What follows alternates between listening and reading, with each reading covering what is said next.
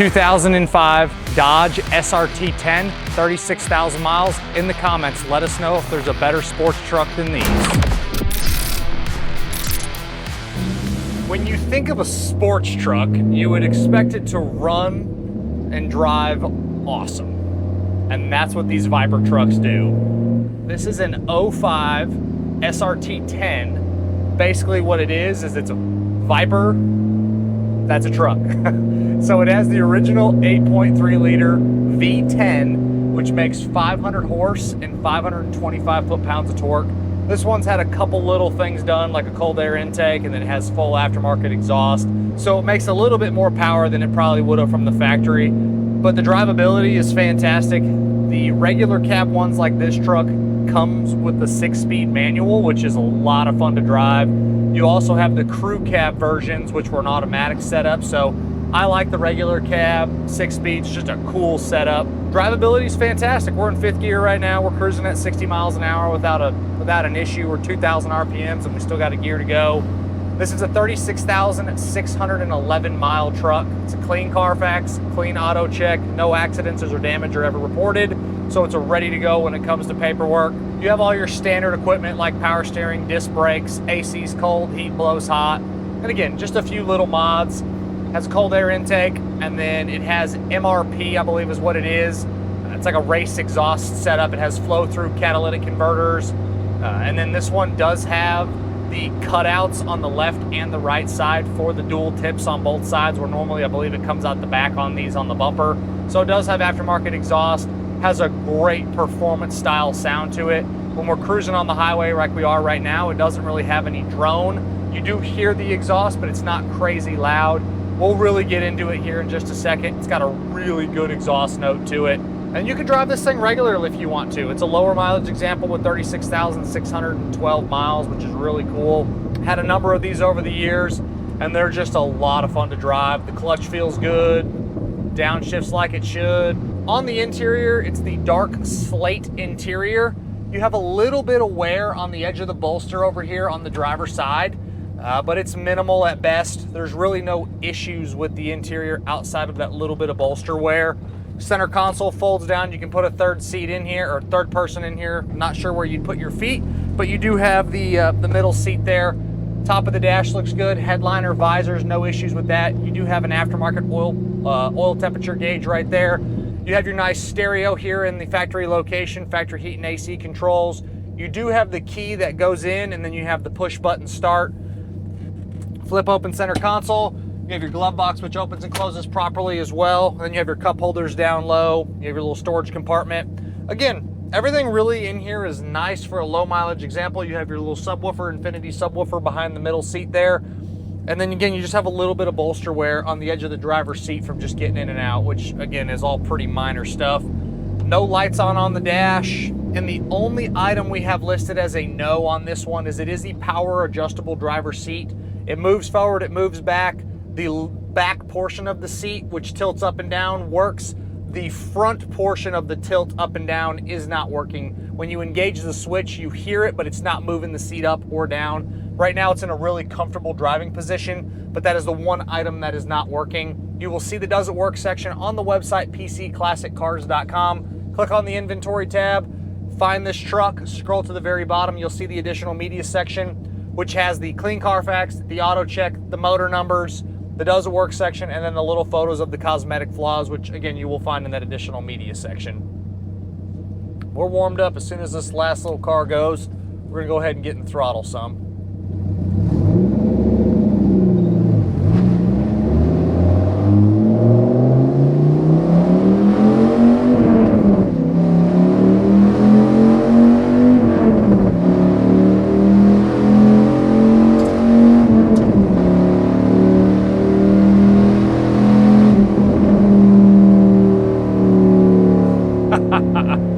That's a lot of fun to rip through the gears. Obviously, I didn't get crazy with it. You can get sideways in about 2.3 seconds in one of these, but it's a lot of fun to bang through the gears and just cruise when you get into 5th gear like that. But you downshift.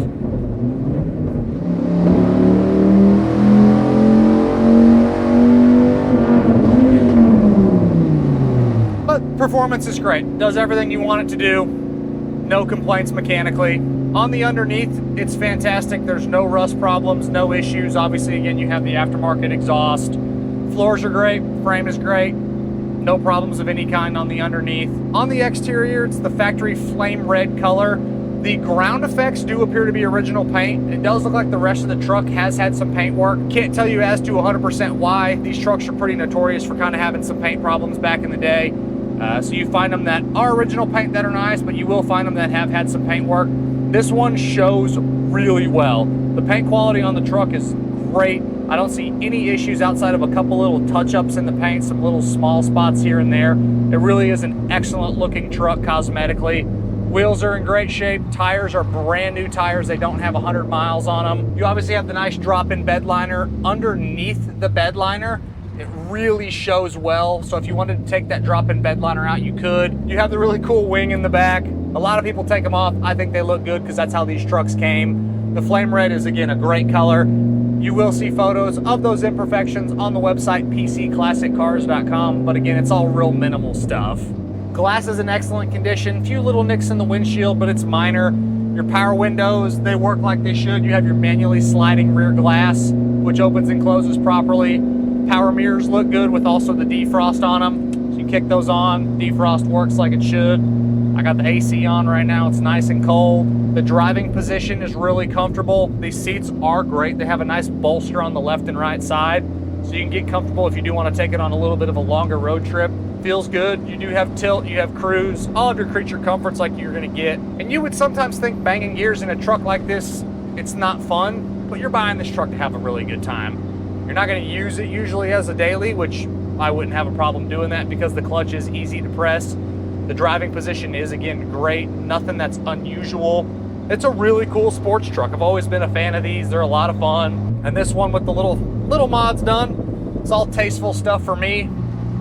Stuff that I would do to one. Turn signal switch is nice and tight.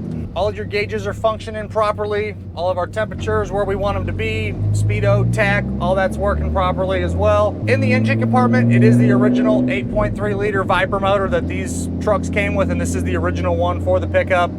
You have your 6-speed manual transmission again, which shifts you the gears exactly like it should.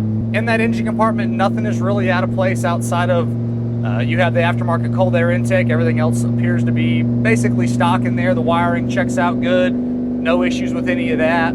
Firewall looks good. Fluids all check out like they should. Belts, hoses, serviceable items, everything is ready to go. You could hop in this thing and drive it wherever someone would want to go. A couple other little notes in here. These trucks are kind of notorious for kind of having some plastic problems on the inside where they'll get like little cracks or issues with some of the plastics, but it all shows really well in here. I don't see any real issues. Really, the only thing you can note is just the one portion of the power adjustable driver's seat in the front, which is not going up and down. That's not working. That's really the only complaint on this one.